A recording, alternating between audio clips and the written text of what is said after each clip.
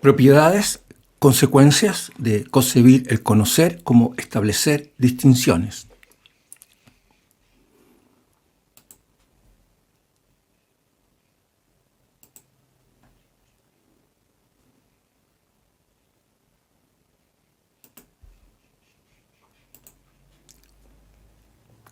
Bien, para iniciar, señalo ejemplos de preguntas que se responderán en el trabajo. ¿Qué hace que un cambio lo concibamos como cualitativo, significativo, versus lo concibamos como cuantitativo, secundario? ¿Qué define o en qué reside lo que es la esencia de algo? ¿Cómo puede surgir una totalidad emergente en un sistema? ¿Cuál es el fundamento para expresiones tales como una cosa distinta es con guitarra? O el corazón tiene razones que la razón no comprende. ¿Cómo describir el funcionamiento conjunto de las estructuras biológicas de dos sujetos comunicándose, tomando en cuenta que el funcionamiento de cada una de ellas tiene como fundamento de cambio lo que pasa en ella misma y no lo que pasa en la otra estructura?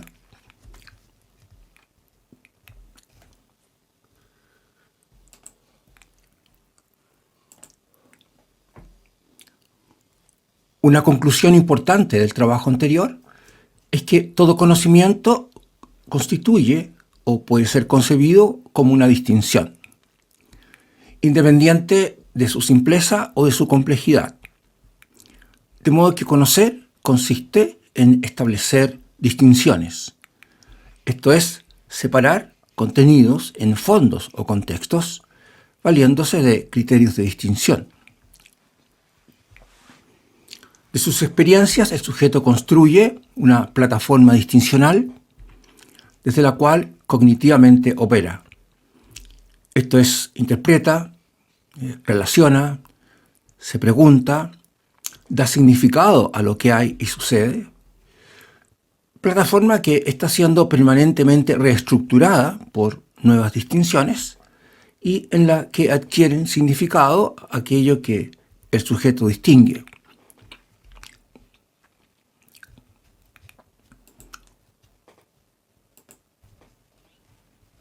Generalizaciones del trabajo anterior.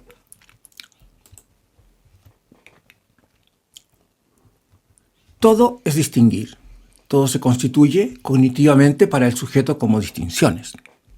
Esto es, todo producto o sustrato del referir del sujeto, sea que lo haga a sí mismo, sea que lo haga a los demás, constituye una distinción. O nos relacionamos cognitivamente desde el distinguir, estableciendo una dinámica en y entre nosotros que deriva de las distinciones o construcciones que vamos estableciendo y comunicándonos. Se plantea entonces que todo producto o sustrato al cual el sujeto hace referencia, sea que lo refiera a sí mismo, sea que lo haga a los demás, constituye o se conforma como una distinción, independiente de que ese sustrato o producto cognitivo sea algo racional o irracional, sea concreto o sea abstracto, simple o complejo, sea que derive de la experiencia o derive de lo teórico. Todos estos sustratos o productos cognitivos con los que el sujeto opera y genera constituyen o se conforman como distinciones. Las distinciones son entonces la entidad cognitiva operacional básica de la comunicación entre sujetos, así como el elemento cognitivo interno sobre y desde el cual los sujetos operan para configurar y referir nuevas distinciones. Entonces, digamos que operamos cognitivamente desde el distinguir y derivamos en el establecimiento de distinciones que van reestructurando nuestras plataformas distincionales.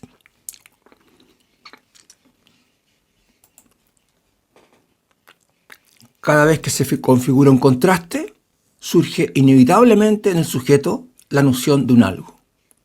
Esto es una distinción. De modo que sin nuevos contrastes, nada nuevo se constituye cognitivamente para él.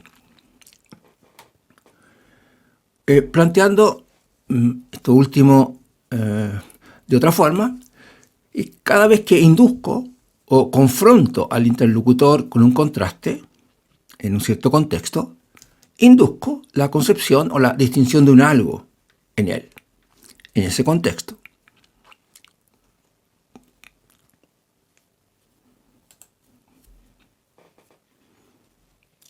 Bien, consideremos la siguiente propiedad del distinguir.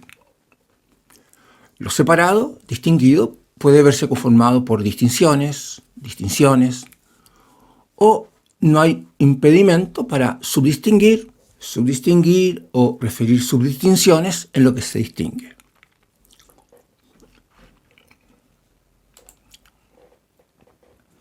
Veamos entonces algunas consecuencias que derivan de que no haya impedimento para referir subdistinciones en lo que se distingue.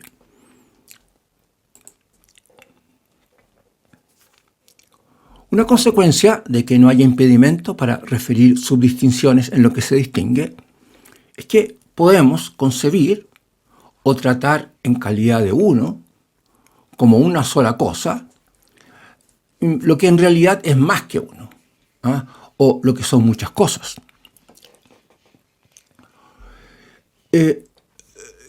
Entonces, si no fuera posible referir subdistinciones en lo distinguido, no podríamos, por ejemplo, concebir componentes y por ende sistemas, ni concebir etapas y por ende procesos. Nos enfrentaríamos a globalidades siempre únicas, perdiéndose la noción de composición, de partes o constituyentes de ellas, y por ende perdiéndose la riqueza que caracteriza o diferencia las cosas o sucesos atendiendo a su contenido.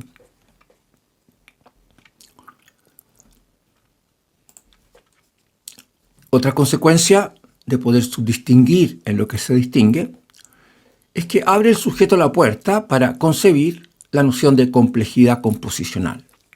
Esto es, el poder diferenciar en cómo está constituido, conformado lo que se distingue.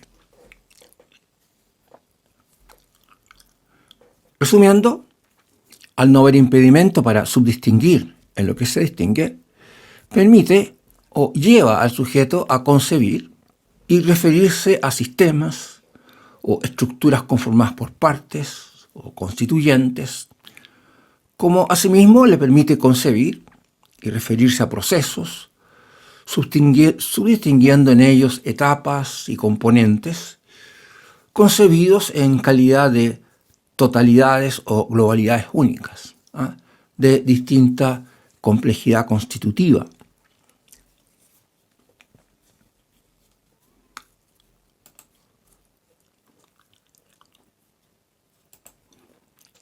El poder subdistinguir introduce la noción de entidades composicionalmente relacionadas.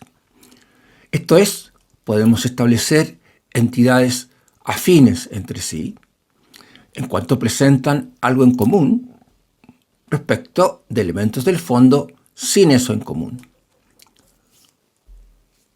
Resumiendo, el poder subdistinguir permite al sujeto concebir afinidad o disimilitud composicional al comparar unidades, sistemas, dinámicas, etc.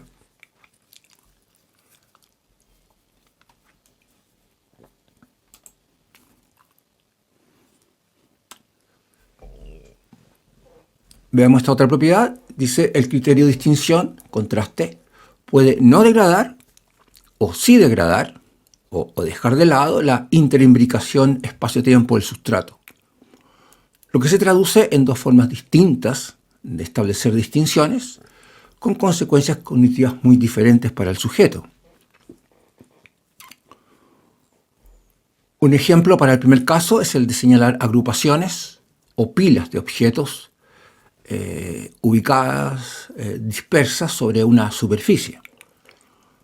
Un ejemplo para el segundo caso es establecer clases o categorías para entidades en un determinado universo.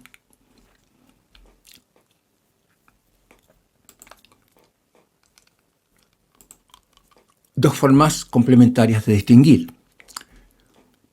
Hemos planteado en el trabajo anterior que el sujeto se vale de dos formas no excluyentes o complementarias de distinguir, con consecuencias cognitivas muy diferentes para él.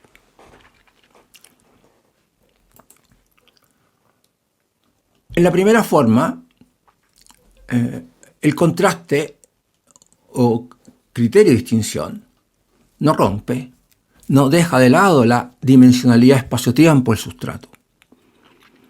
De modo que las distinciones productos retienen entre sí dicha dimensionalidad.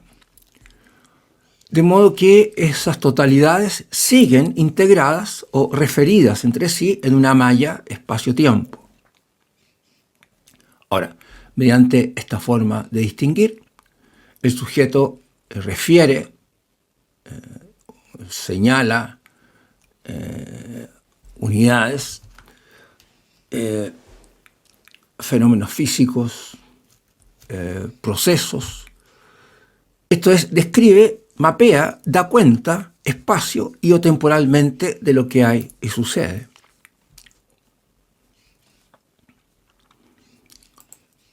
Mediante la segunda forma de distinguir, en la que el criterio de distinción rompe o deja de lado la dimensionalidad espacio-tiempo del sustrato, el sujeto configura globalidades abstractas, tal como lo son las clases. Ahora, las clases como totalidades son entidades abstractas, pues no existen o no tienen realidad en el espacio-tiempo.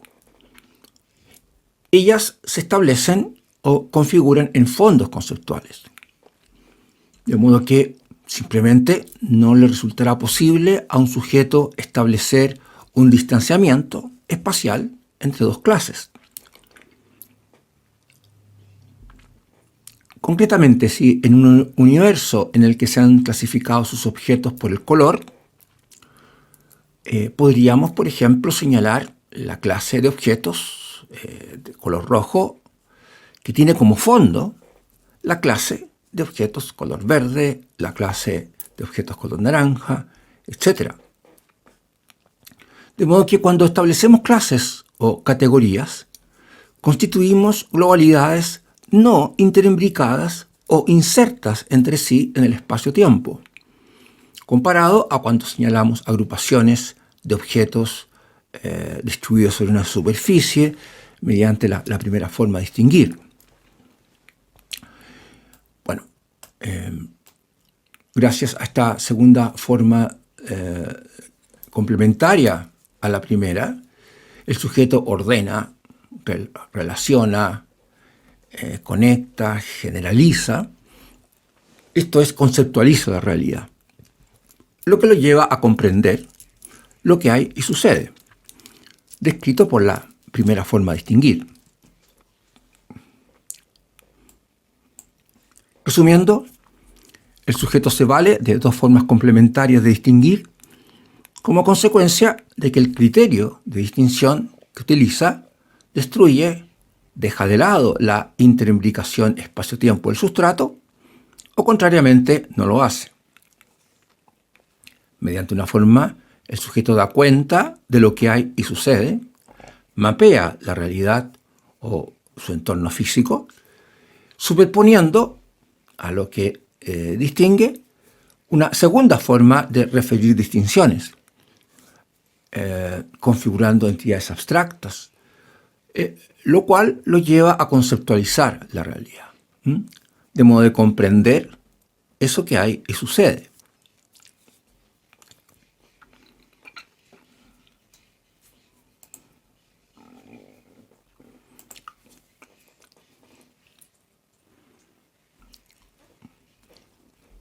Aquí se plantean ejemplos de tipos generales de contrastes que frecuentemente los sujetos usan para cuando distinguen.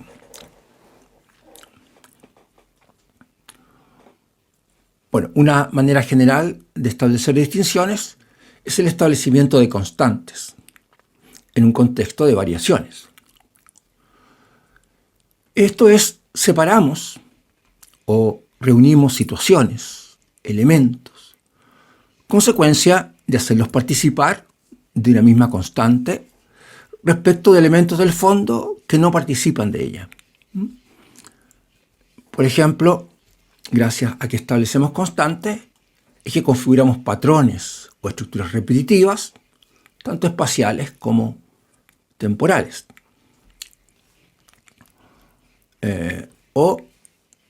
Conectamos, relacionamos entre sí sucesos. Por ejemplo, establecemos que si ocurre A, entonces ocurrirá B. Otra forma general de distinguir es el establecimiento de variaciones significativas, cualitativas, respecto de variaciones menores o de un orden diferente. Por ejemplo, podemos establecer diferencias cualitativas significativas al comparar efectos que derivan de tratamientos aplicados a distintos grupos de sujetos. Concretando, si al comparar las estaturas de sujetos pertenecientes a dos grupos distintos, luego de haber recibido un cierto tratamiento, encontramos que ocurren diferencias estadísticamente significativas en las estaturas de estos sujetos, establecemos entonces una distinción. Esto es, establecemos dos grupos distintos de sujetos, ahora en cuanto a su estatura. O un grupo con individuos significativamente más altos que los del otro grupo.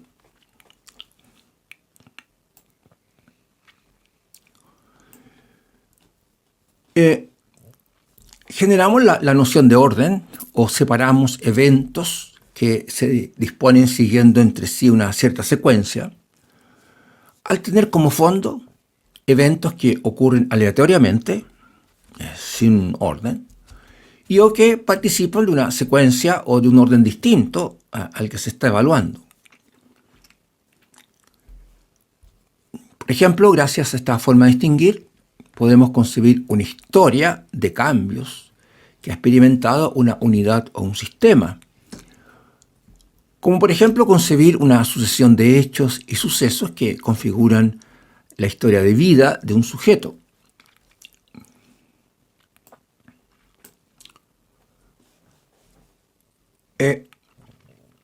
Distinguimos estableciendo encajes o correspondencias. Por ejemplo, como formas de visualizar una manera distinta una misma estructura, al ser ella descrita utilizando distintos tipos de instrumentos. Por ejemplo, es el caso cuando, por ejemplo, describimos la estructura interna de la rodilla de un sujeto mediante una radiografía y describimos esa misma estructura mediante una ecotomografía. Bueno, aquí se dan ejemplos de contrastes o de formas generales de distinguir, de uso más común, mediante los cuales los sujetos se valen para establecer distinciones, esto es, para describir y entender lo que les rodea.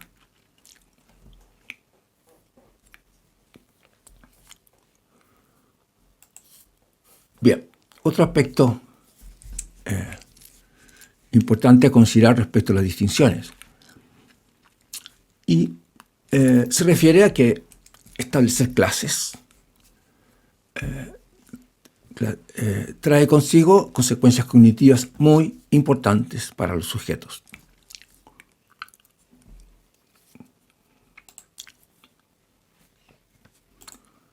Bueno, partamos suponiendo 5 unidades, sistemas, procesos, para los cuales establecemos la clase X y Z. De modo que en el ejemplo dado, la clase X y Z queda conformada por estas tres entidades y el fondo por 2.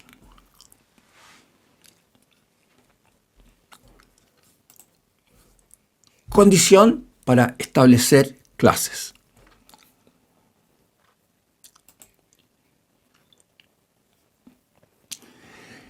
Bueno, el sustrato es tratado como entidad clase. Esto es, se diferencia en él dos tipos de información, siendo una de ellas precisa, finita y relevante, que permite establecer si el sustrato tiene el estatus o no de pertenecer a una clase, según si satisface o no el criterio de distinción de la clase. Bueno, en nuestro ejemplo evaluamos la presencia conjunta de X y Z en el sustrato. Pregunta, ¿qué significa o qué implica entonces esto de tratar al sustrato como entidad clase? Bueno, como se plantea, se trata de referirle dos tipos de información. Una de ellas finita, precisa, relevante, que permite evaluar su pertenencia o su no pertenencia a una cierta clase.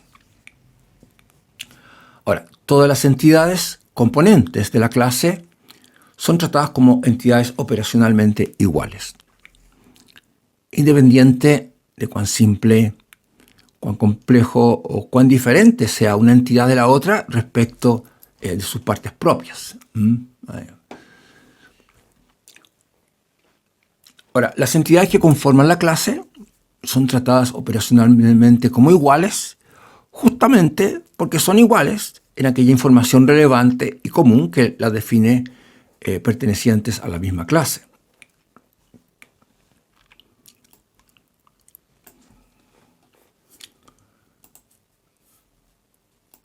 Entonces, respecto de la pertenencia o no de una entidad a una clase, en nuestro caso, evaluar la pertenencia o no del sustrato a la clase X y Z, digamos que si una unidad presenta X y Z de la forma como lo plantea el criterio de distinción, la unidad proceso tiene el estatus de pertenecer a la clase. Y si esto no ocurre, no es miembro de ella. Ahora, la presencia, ausencia o alteración en el tiempo de cualquier elemento distinto a X y Z no hace a la unidad o proceso ni más ni menos componente de la clase, o no cambia su estatus, aunque la unidad o proceso modifica su unicidad o su particularidad. En cambio, a la menor variación, al menor cambio en X, Y o Z que impida validar para la unidad o proceso el criterio de distinción, su estatus de pertenencia a la clase se pierde.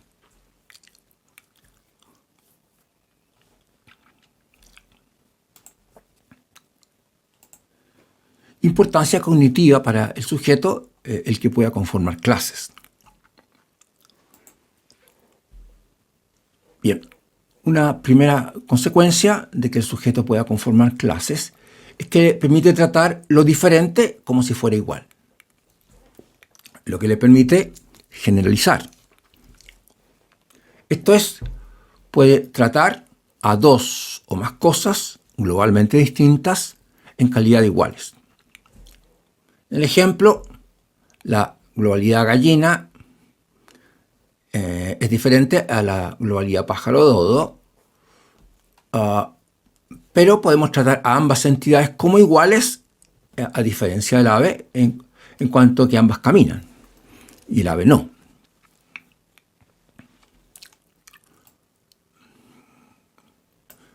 Algo a considerar. Es un hecho que respecto de las entidades materiales, al menos descritas a nuestra escala o en torno a ella,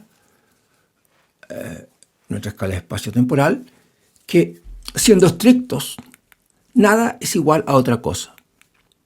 Y si algo se ve igual a otra cosa, bastaría observarla con más detalle o con mayor resolución para que globalmente dejen de serlo. De modo que simplemente si escudriñamos y aumentamos la información o las características que presentan las cosas, terminan ellas, a fin de cuentas, siendo globalmente únicas y distintas. De modo que si nos ponemos a indagar con detalle en el contenido de lo que vemos, terminamos impedidos de generalizar o de tratar como iguales a distintas cosas. Contrariamente, al tratar una unidad como entidad clase, opera para ella la vista gorda. Esto es, lo que importa no es evaluar su complejidad constitutiva,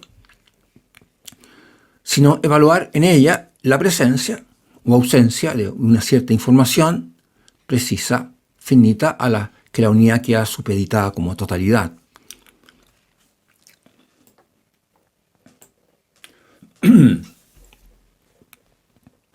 Por lo tanto, al tratar y evaluar las cosas en calidad de entidades clase, desaparece el problema de la complejidad constitutiva particular de cada cosa para establecer igualdad o equivalencia. Pues no importará cómo son las unidades o en toda su extensión o profundidad.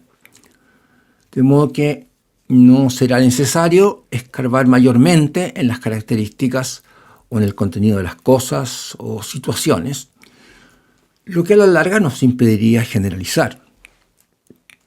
Y lo que importará evaluar entonces es si cierta unidad o cierta entidad presenta o no cierta información precisa, finita, o no, en la forma en que lo plantea el criterio de distinción. De modo que todas las entidades componentes de la clase, con esa información precisa, establecida como relevante, se las tratará como operacionalmente iguales, independiente de cómo sean o cuán diferentes ellas sean en sus partes propias.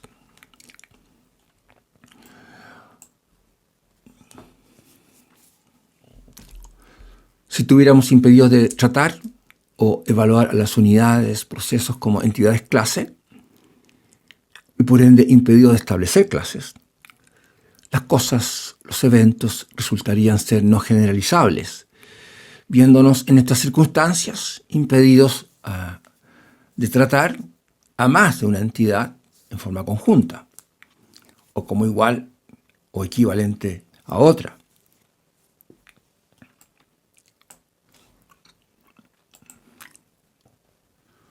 Como corolario a lo anterior, toda generalización constituye una clase al homologar el criterio de distinción de la clase con lo que se generaliza, o con lo que las entidades de la clase portan en común, o que las define como miembros de esa clase.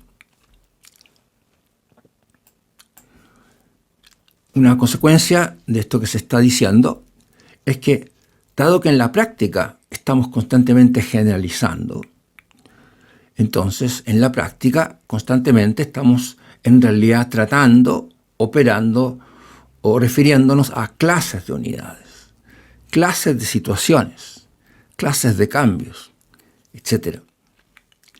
Aunque el que operemos de manera común así, no impide el que podamos tratar o referirnos a entidades únicas, particulares.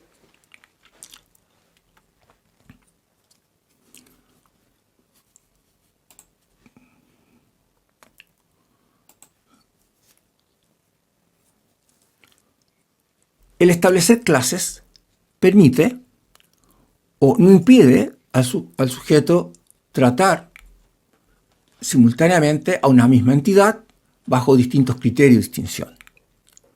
Esto es, no hay impedimento para que el sujeto opere con la misma entidad, de múltiples formas, o haciéndola participar simultáneamente de distintas distinciones o generalizaciones en un mismo contexto. La idea entonces es que clasificar o generalizar en un universo de una cierta manera no impide evaluar esas mismas cosas en ese mismo universo bajo una mirada distinta o con otros criterios de distinción, de modo de establecer o coexistir múltiples generalizaciones o visiones en el mismo universo para los mismos elementos.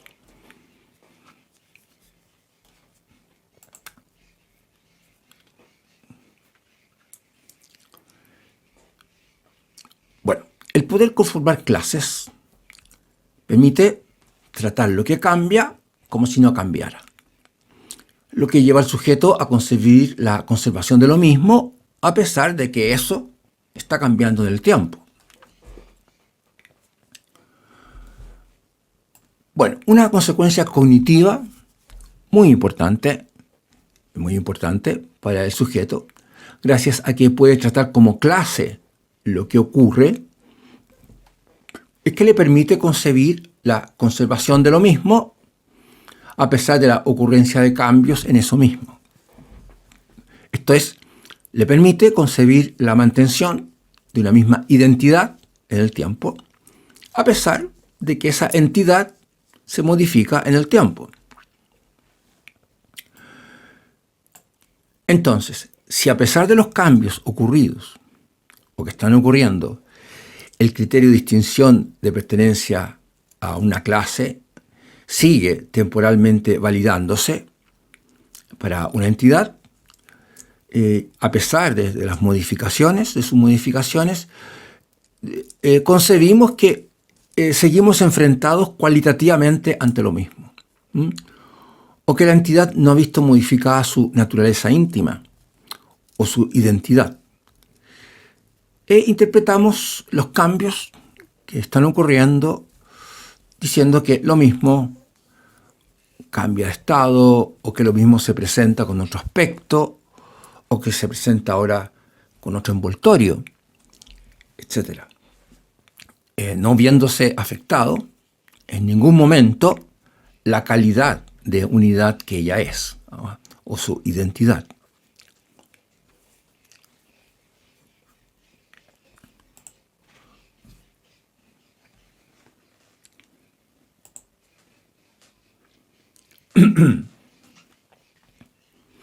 Otro aspecto muy importante, consecuencia de que el sujeto opera con clases, es que le permite concebir cambios significativos o cualitativos en las cosas y cambios no significativos o cuantitativos en ellas. Hemos dicho que el trato del sustrato como entidad clase implica diferenciar en él dos tipos de información. En el ejemplo, en la zona azul, en esta zona A azul del elemento, se detecta X y Z. Información que establece que esta entidad pertenece a la clase X y Z. Por otra parte, en la zona B de la entidad se detecta esto que se muestra aquí. Bueno, resulta intuitivamente evidente que un cambio o una alteración que involucre a la zona A tendrá consecuencias cognitivas muy distintas que si el cambio o alteración ocurre solo en la zona B de la unidad o proceso.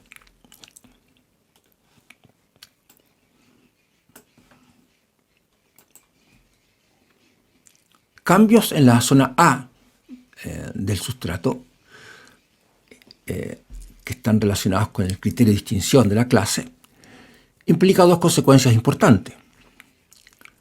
La unidad o proceso deja de pertenecer a la clase o adquiere el estatus de pertenecer a ella. De modo que cambios en A traen consigo o implican consecuencias drásticas, efectos dicotómicos, tipo todo o nada, para las unidades o procesos que experimentan estos cambios o alteraciones. Y se interpretan como una modificación de la naturaleza íntima de esas cosas, o que está comprometida la identidad misma de aquello que cambia.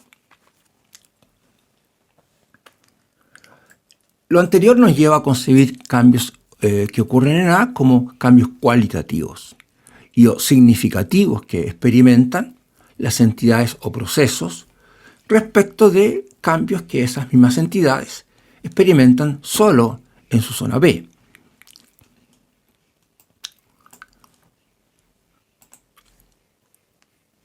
Contrariamente, cambios en el sustrato que ocurran solo en su zona B no afectan el estatus de pertenencia de la entidad a la clase.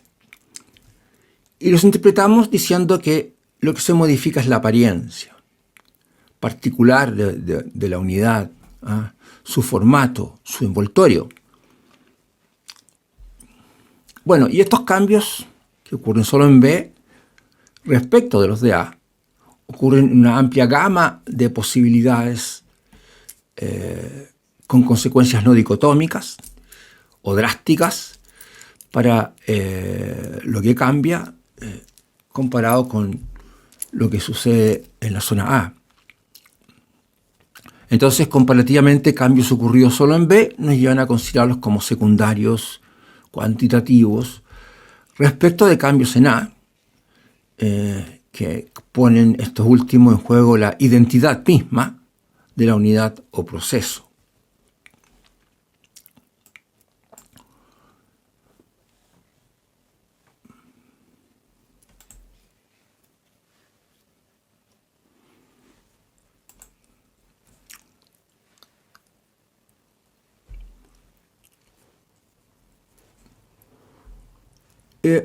Respecto al criterio de distinción que configura a las entidades, por ejemplo, clases.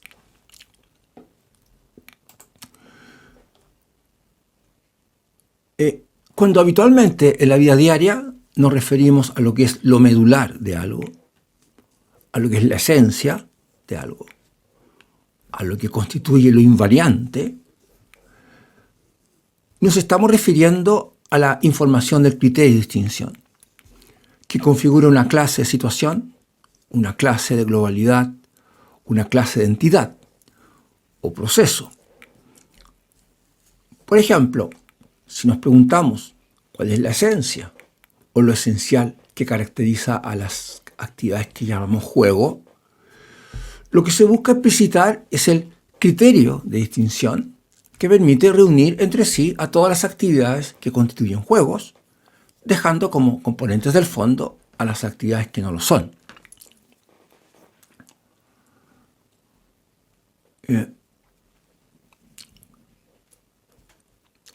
Un ejemplo relacionado con lo que se está diciendo es que si alguien dijera, no quiero ver más de lo mismo, lo que esta persona está esperando detectar es algo cualitativamente distinto a lo que ya ha visto antes.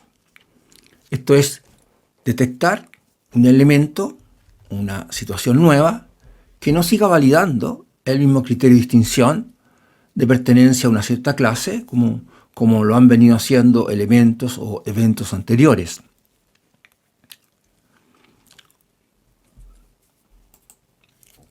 Una observación. A menudo establecemos clases en forma intuitiva, esto es, sin tener explícito lo que define el pertenecer a ella. Ahora, un análisis del sustrato que precise un criterio de distinción de pertenencia a la clase no necesariamente derivará en que el proceder explícito y el intuitivo establezcan los mismos componentes. Bueno, de ocurrir esto, se están aplicando criterios distintos de distinción, ya que el criterio es lo que define qué se reúne y qué queda separado. Un ejemplo podría ser que intuitivamente tratamos a ciertas unidades como seres vivos. Ahora, un análisis que plantee lo que define a un ser como vivo podría llevarnos a tratar como vivo o como ser no vivo a lo que intuitivamente o originalmente no lo considerábamos así.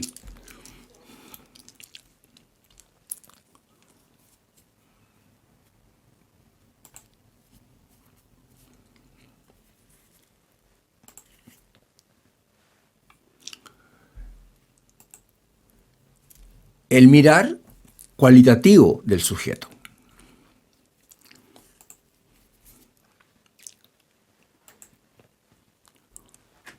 El relacionarse cualitativamente con las cosas, situaciones, circunstancias, implica prestar atención a lo esencial. Esto es al criterio de distinción que configura o establece una entidad. Por ejemplo, una clase de unidad, una clase de dinámica. Por ejemplo, preguntarse o explicitar aquello invariante que define a través del tiempo la mantención de una identidad de algo que está experimentando modificaciones. Ahora, explicitar el criterio de distinción, por ejemplo, una clase, se traducirá para el sujeto en entendimiento. Esto es, en poder pasearse en el mundo de las distinciones, teniendo claro el por qué un algo queda entre sí reunido, distinguido, o queda separado de otra cosa. Lo que se traduce en una capacidad que adquiere el sujeto para intervalorar apropiadamente lo que distingue. Los hechos. Por ejemplo, saber cuándo y por qué ocurrió una alteración significativa y cuándo no.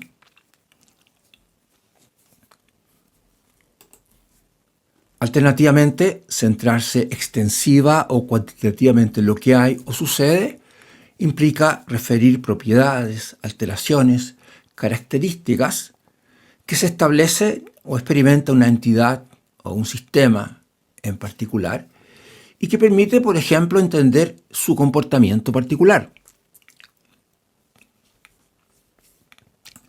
Ahora, importante es que establecer o detectar lo que es esencial requiere de una mirada libremente intencionada, de intentar detectar, entre comillas, lo que en sí fielmente ocurre, más que buscar conformar o adaptar eso que está ocurriendo a categorías preestablecidas o a juicios propios. Requiere, en el fondo, de una actitud de desprendimiento de información, de filtrar, de dejar de lado lo que enmascara lo fundamental y simple. Bueno, es claro que cognitivamente funcionamos estableciendo categorías o clases de hechos, situaciones, lo que nos permite, por ejemplo, generalizar. De modo que funcionamos acostumbrados a adscribir, ajustar, encajar eso que detectamos u ocurre en categorías preestablecidas de nuestro trasfondo cognitivo, lo que nos permite, por ejemplo, reconocer eso que hay o sucede. Ahora, pero adscribir a categorías preestablecidas no cambia la esencia de las cosas. Al contrario, las verifica. De modo que si queremos determinar lo esencial que se desconoce de algo, la idea será configurar o explicitar el criterio de distinción que configura esa clase de distinción o le da identidad, lo que conlleva establecer una nueva categoría. De modo que no nos servirá, más bien nos entorpecerá, tratar de ajustar las cosas a criterios ya establecidos y que inicialmente no han podido dar cuenta propiamente de eso nuevo que detectamos.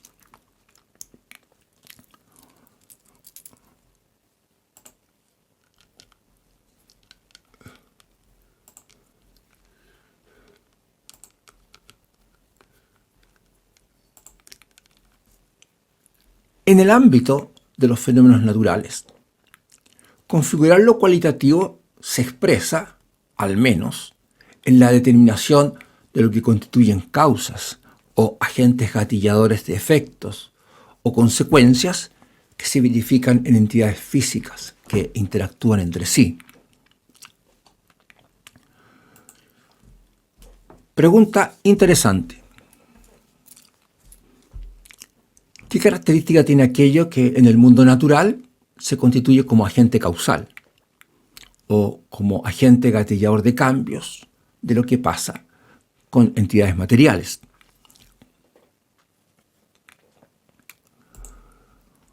Bueno, cualquier situación o hecho que conlleve en su expresión un fenómeno de exclusión. Por ejemplo, el fenómeno de exclusión que verifica la materia en el espacio. Esto es, dos entidades materiales no pueden ocupar el mismo espacio en el mismo tiempo, al menos viendo las cosas a escala nuestra o en torno a la nuestra. Ahora, y es porque sucede este tipo de fenómenos de exclusión cuando interactúan entre sí unidades materiales y lo que lógicamente generará cambios o efectos en las unidades. De modo que encontrar explicación a cambios que se producen en entidades materiales, fenómenos, involucra explicitar en última instancia o referirse a interacciones.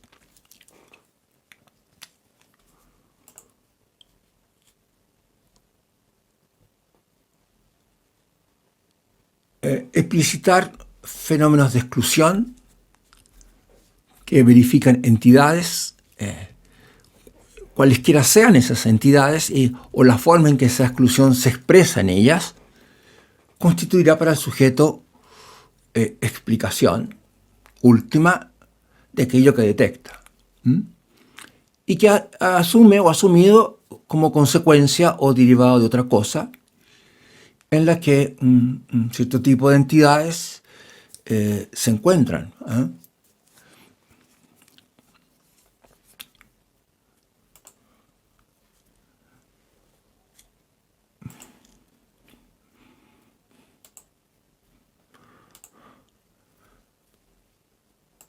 Me permito decir u opinar en el ámbito vivencial de los sujetos que lo cualitativo, lo esencial, lo importante, guarda directa relación con prestar atención a lo que genera en ellos experiencias de afecto o legítimo bien. Esto es, prestar atención a una interacción especial que subyace e induce en ellos este tipo de experiencias. Al respecto, se dice algo en el trabajo Naturaleza del conocer y del entenderse, parte 2, el trabajo anterior.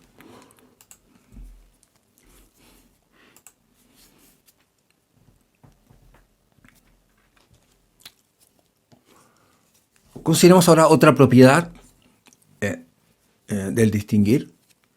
Esto es contexto de dependencia del distinguir.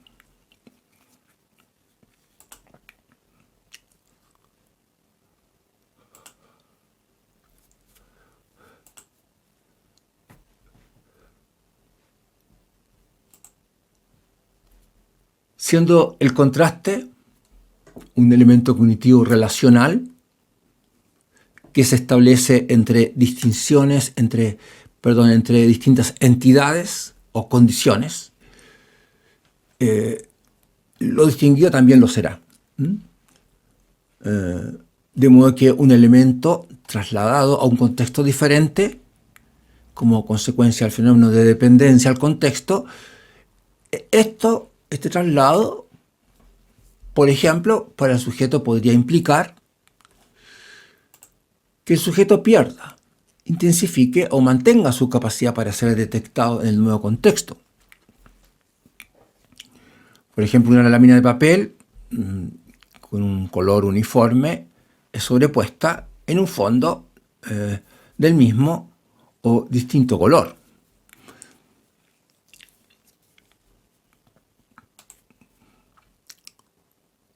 O podría implicar que un objeto trasladado a un contexto diferente o un hecho evaluado en un contexto diferente refiera al sujeto una función distinta. Esto es, adquiera o tenga otro significado. Por ejemplo, el uso distinto que se le puede dar a un mismo objeto en distintas situaciones. Por ejemplo, un cuchillo en las manos de un chef que cocina, versus en las manos de un asaltante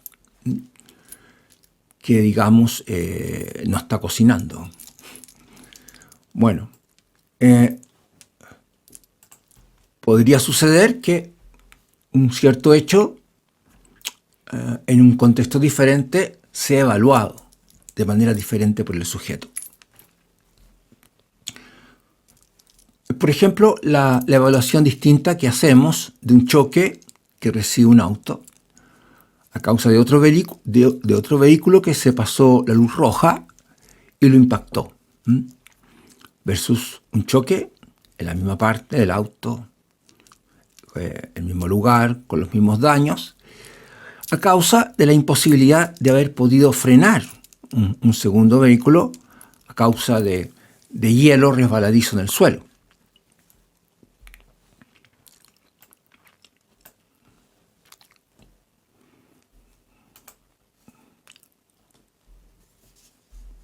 Dos ideas generales. Una manera de entender lo que hace que un sujeto le atribuya significado distinto a un cierto elemento o cierta dinámica a un cierto hecho, un significado distinto, puede verse como una consecuencia de poder operar de manera distinta con la misma entidad, dinámica o hecho en contextos diferentes. Para esto dábamos el ejemplo de un cuchillo en manos de un chef y en las de un delincuente. Otra idea importante a tener en mente,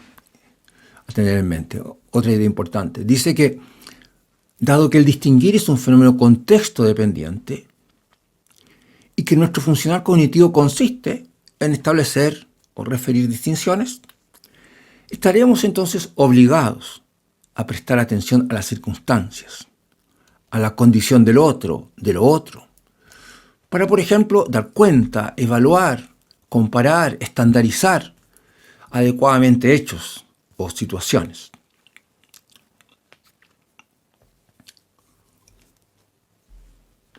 Bien, entonces, contexto de dependencia al distinguir.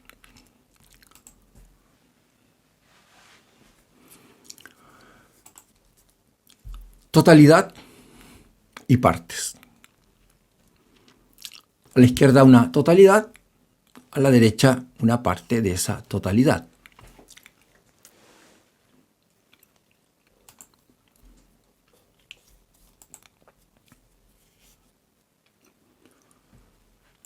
Consideremos los siguientes hechos. Hecho 1. Un árbol visto de lejos se nos presenta como una figura conformada por manchas más claras, más oscuras. Hecho 2. El árbol, visto de cerca, se nos presenta conformado por una enorme cantidad de pequeños constituyentes, tales como hojas, gotitas, tallitos, etc.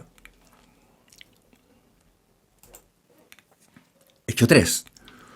Podemos visualizar la totalidad árbol recorriéndolo de lejos o recorriéndolo de cerca. Hecho 4. La experiencia que deriva del sujeto del árbol recorrido de cerca no tiene nada que ver, o es descriptivamente un universo absolutamente distinto con la experiencia que el sujeto obtiene del árbol recorriéndolo de lejos. Bueno, y nos hacemos la siguiente pregunta. ¿Cómo es que experiencias tan radical y absolutamente distintas entre sí puedan ser consideradas o concebidas por un sujeto como experiencias de lo mismo? Esto es, si estás viendo las cosas así, estás viendo el árbol. Ahora, si ves las cosas de esta otra forma, lo que es absolutamente distinto a lo que estabas viendo, también estás viendo lo mismo, el mismo árbol.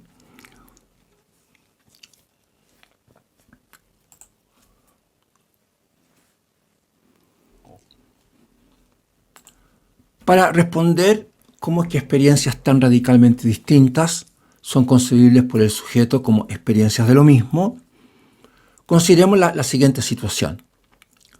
Tenemos la unidad rectangular A, color verde, sobre un fondo café, color café.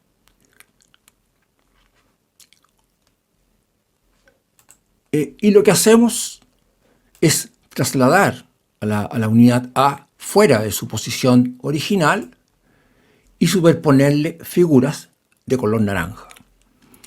De modo que ahora lo verde opera como fondo para las figuras naranjas. Bueno, lo que hacemos ahora es reubicar a en su posición original. Esto es, en el fondo, color café original con las figuras naranjas superpuestas, generando la situación 3, la que podría ser vista como lo que hay en la situación 2, transparentemente superpuesto a lo que hay en la situación 1. Y lo que ocurre en la situación 3, considerando lo que habíamos establecido para la situación 1 y 2, es que se produce una ambivalencia en el sujeto para A. Pues tenemos en 3 a A que en 1 opera como unidad y que en 2 opera como un fondo. Y el problema que genera esto es que el fondo no puede ser al mismo tiempo la unidad. Pregunta. Entonces, ¿cómo el sujeto resuelve esta ambivalencia?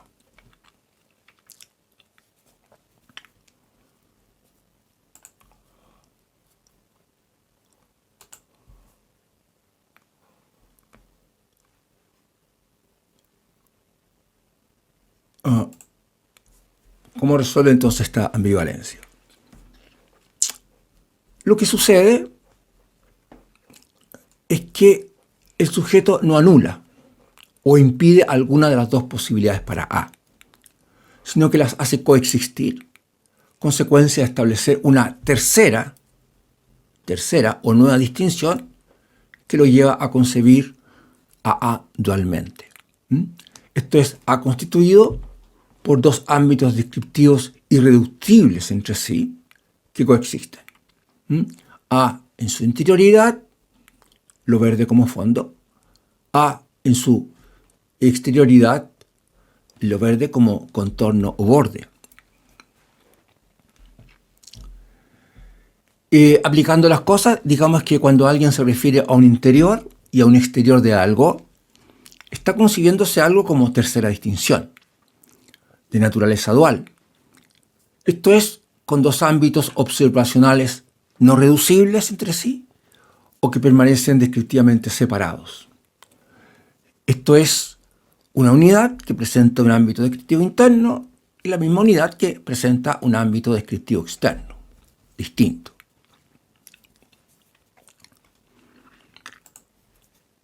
Ahora, las terceras distinciones llevan a establecer globalidades constituidas por ámbitos observacionales muy distintos que coexisten.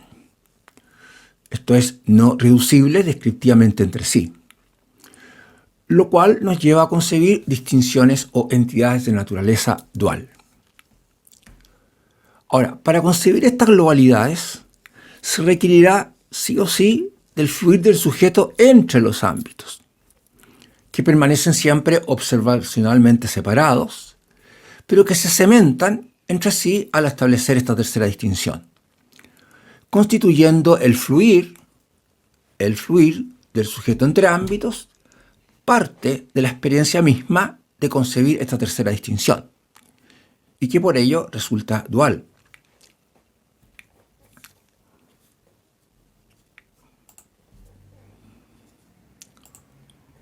Volviendo a nuestra pregunta inicial de cómo entender el que podamos hablar de un mismo árbol, a pesar de que en el sujeto se planteen experiencias descriptivamente absolutamente distintas, según se observa el árbol de cerca o lo hace de lejos.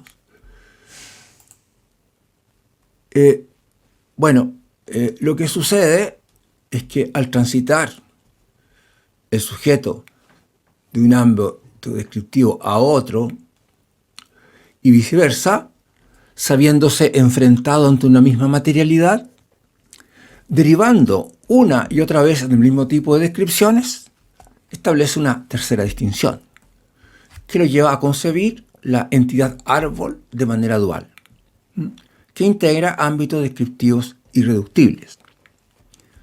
De modo que para el sujeto la entidad árbol pasa a ser aquello que experiencia de lejos, como con aquello que experiencia de cerca al enfrentar el árbol.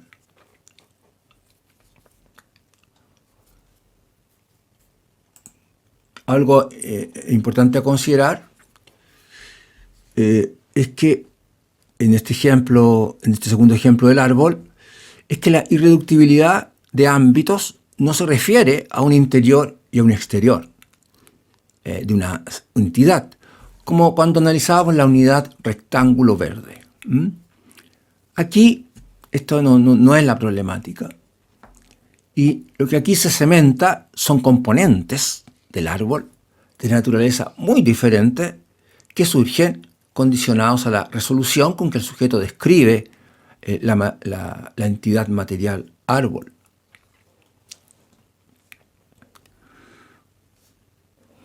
Bueno, un hecho a tomar en cuenta es que en la realidad, la práctica, la experiencia del árbol como tercera distinción o experiencia dual no solo implica un fluir del sujeto entre dos estados únicos posibles, lejos versus cerca, sino un fluir que cementa un gradiente de experiencias distintas que el sujeto se hace del árbol.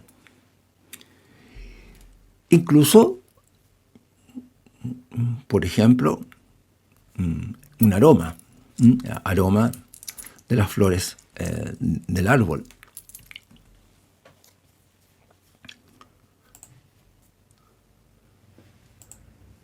Pregunta recapituladora. ¿Qué diferencia descriptiva puede establecer un sujeto al enfrentar el par de imágenes de la derecha y el par de la izquierda? Bueno, solo en la derecha ambos elementos del par son concebibles como partes de un uno o de una entidad global mayor. Globalidad que no surge o no se plantea al lado izquierdo, a pesar de que ambos pares de imágenes refieren el mismo tipo de componentes, de elementos. Ahora, solo en el par de la derecha emerge algo más. Se plantea una tercera totalidad, distintas a ambas totalidades parciales. Y estas últimas también presentes en el de la izquierda. Bueno, y simplemente asumimos que las imágenes del lado izquierdo representan imágenes de árboles distintos, a diferencia de los de la derecha.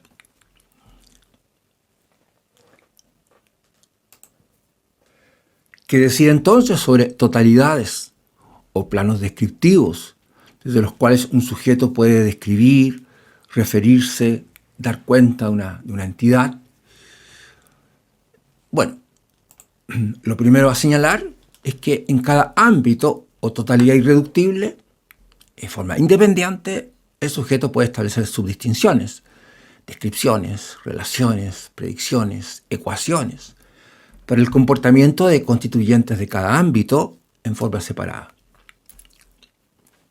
Es una primera cosa.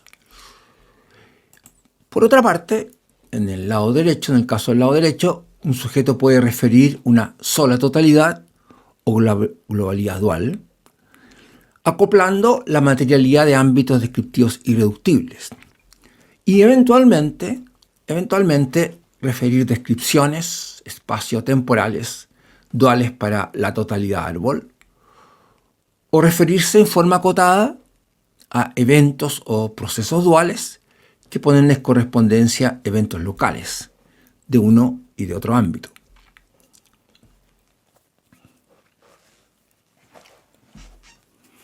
Bueno, esto que se ha planteado responde una pregunta planteada a inicios del trabajo. Esto es de cómo puede surgir una totalidad emergente en un sistema.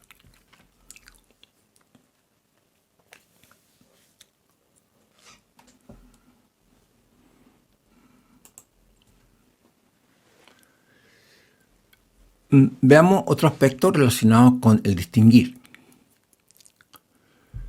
Cambios de visión del sujeto.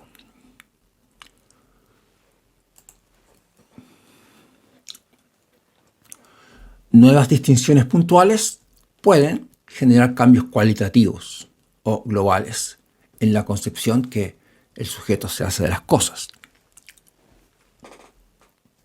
Veamos entonces una primera forma que muestra cómo un sujeto puede cambiar su visión o su concepción global que se hace de las cosas, la cual se refiere a lo que puede traer como consecuencia nuevos descubrimientos o nuevas distinciones puntuales que se van añadiendo, agregando a lo que ya existe o se conoce.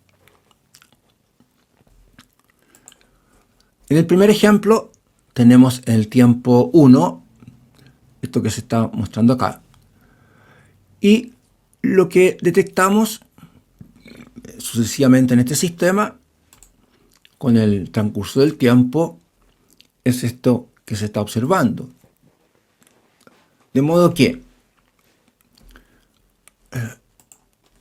una nueva distinción puntual añadida en el tiempo 4 lleva al sujeto a cambiar su visión o concepción de un universo originalmente gris, blanco-gris, a otro en el que lo blanco y gris es solo un aspecto de este universo. Entonces, decimos que en el tiempo 4 ocurrió un cambio cualitativo, no meramente cuantitativo como ocurre en T2 y T3 respecto a lo que había antes. Lo que modifica cualitativamente la concepción que el sujeto se hace de este universo.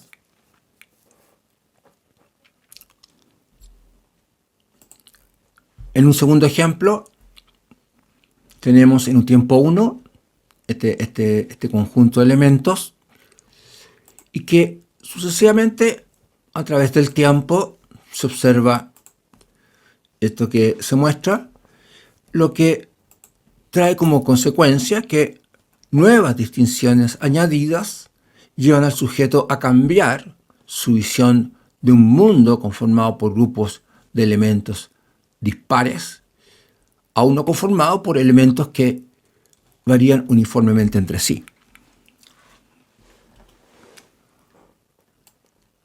Entonces, conclusión, nuevas distinciones puntuales añadidas a lo que ya se conoce, por ejemplo, nuevos descubrimientos, podrían generar cambios cualitativos que repercuten en un cambio en la concepción global o visión global que un sujeto se hace de una cierta totalidad, de un cierto proceso, o de una parte de un universo.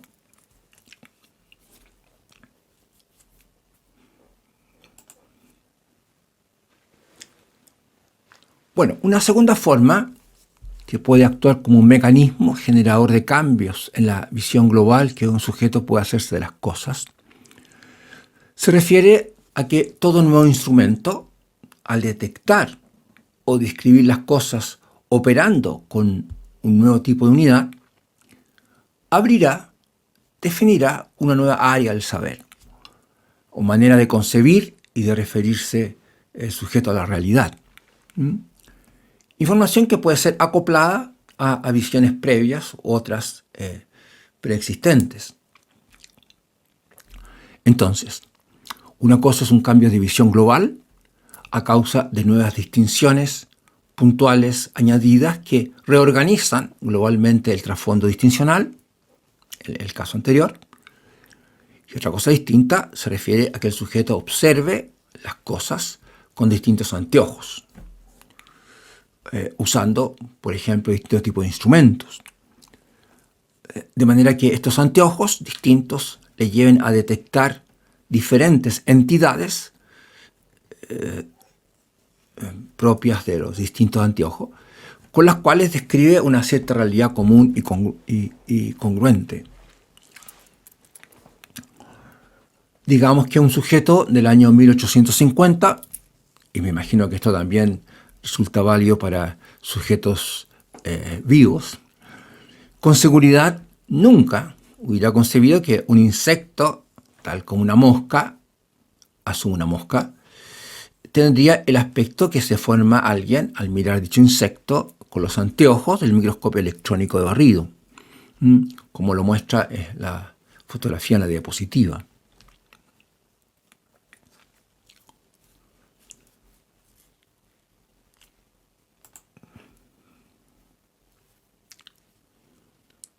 Empleo, uso de distintos o nuevos criterios de distinción.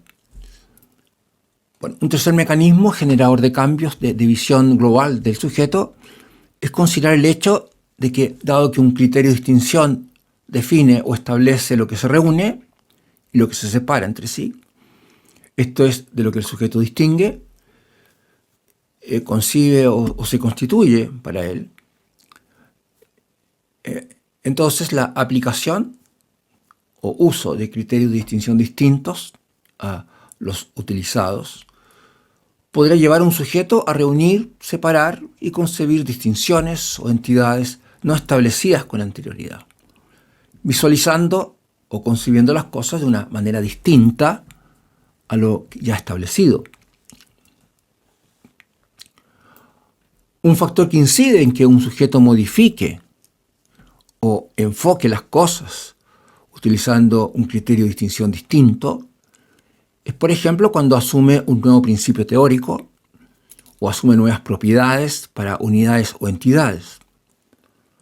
De modo que el sujeto decide modificar aquello a lo cual dirige su atención o a lo que dirige su observar, buscando evidenciar si eso nuevo que asume, que ha derivado o predicho en un cierto contexto, efectivamente se distingue, ocurre o se observa.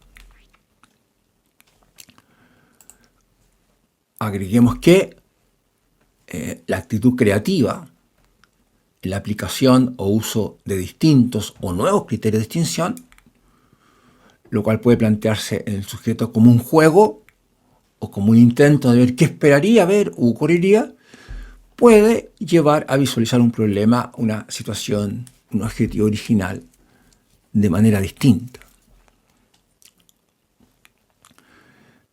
Digamos entonces que el intentar o probar criterios de distinción distintos, lo cual puede hacerse como una especie de juego, podría ser un muy buen antídoto para quien está enfrascado en un problema al que no le ve salida, como consecuencia de recorrer las cosas una y otra vez de la misma forma.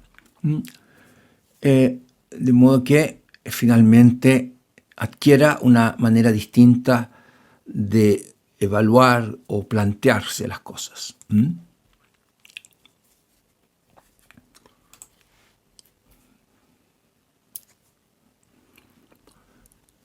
Otro aspecto relacionado con el distinguir. El conocer, distinguir, se establece en distintos ámbitos o planos internos distintos del sujeto. Se establece en distintos planos internos del sujeto. Racional, emocional, físico, espiritual.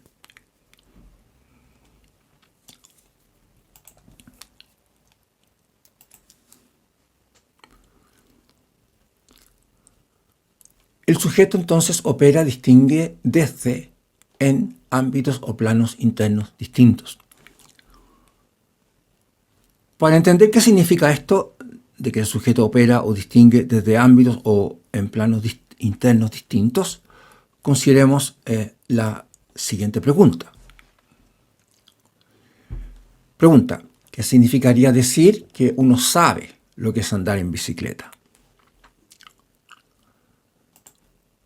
Bueno, saber lo que es andar en bicicleta puede significar para un sujeto un saber que se establece en él a partir de mirar cómo otro sujeto maneja una bicicleta. Y también puede significar para él un saber referido al accionar muscular de su propio cuerpo cuando él conduce una bicicleta. Otra pregunta del mismo tipo, que implicaría corregir la interpretación de una pieza musical que hace un músico que está tocando ahí. Esto puede implicar un corregir auditivo, de modo de tararearle al intérprete el tipo de sonidos, el énfasis que debería emitir cuando toca el instrumento. Ahora, puede implicar un corregir al accionar muscular del intérprete involucrado en el manejo del instrumento cuando el intérprete lo opera el instrumento.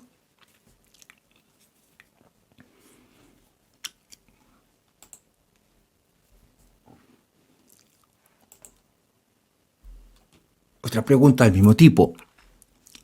¿Podría un sujeto generar la experiencia que deriva de saborear un helado a partir de lo que otra persona le cuenta, luego que esta última se tomó un helado? Bueno, la respuesta es claramente no, porque a quien le cuentan las cosas, con lo que le cuentan, no activará en ningún momento sus receptores del gusto, ni lo que neuronalmente deriva de una activación de ellos, a diferencia de lo que sucede en quien está probando un helado. Pregunta, ¿podría un sujeto desarrollar la habilidad para hacer cirugías a partir de lo que otro cirujano le cuenta sobre la forma en que procede cuando opera?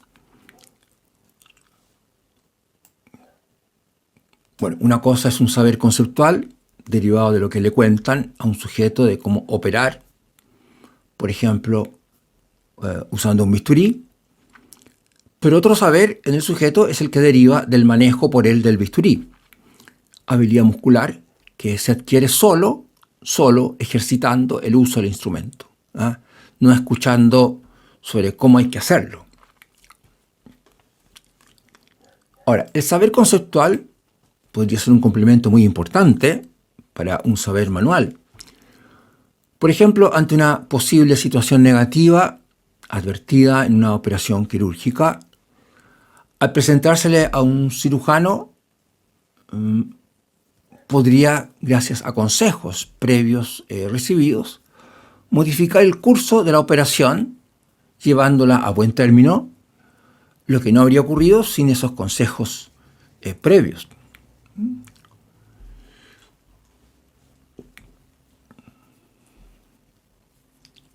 Concluyendo, algunas ideas importantes sobre el saber del sujeto en ámbitos distintos de él.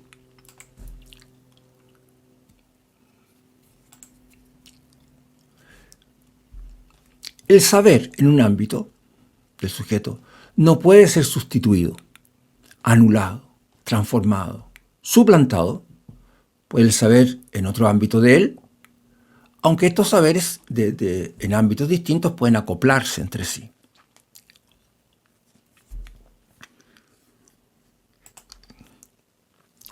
El conocer o tener una experiencia que se plantea en un ámbito requiere necesariamente que el sujeto experimente el contraste propio del ámbito. De modo que para que logre ese conocimiento, sí o sí deberá experimentar en su estructura ese contraste y lo que deriva de su activación. Esto es, requerirá del accionar y el modificar de su estructura, el de la estructura del sujeto, en relación a ese ámbito. Esto que estamos leyendo permite fundamentar la importancia o el valor que tiene la experiencia de quien es un experto en hacer algo. O, por ejemplo, el valor que tiene la experiencia del anciano.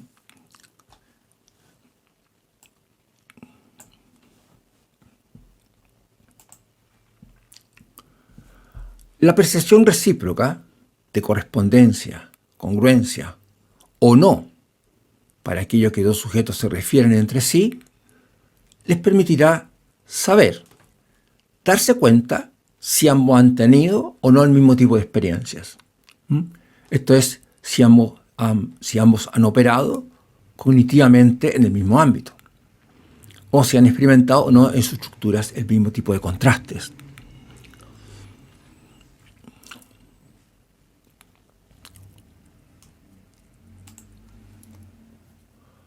Podemos entonces ahora interpretar expresiones tales como otra cosa es con guitarra, o el corazón tiene razones que la razón no comprende. Señalando que en cada una de estas expresiones se alude simultáneamente a más de un ámbito o a saberes distintos en el mismo sujeto. Saberes no suplantables o reducibles entre sí, aunque sí acoplables.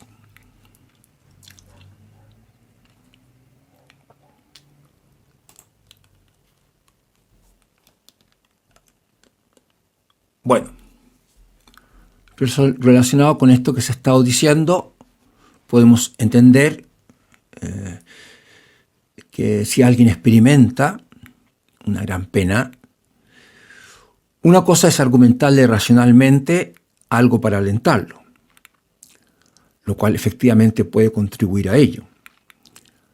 Y otra cosa distinta es darle un abrazo afectuoso, generando en la persona afectada una emoción positiva, posicionada en el mismo ámbito o en el mismo plano que la pena.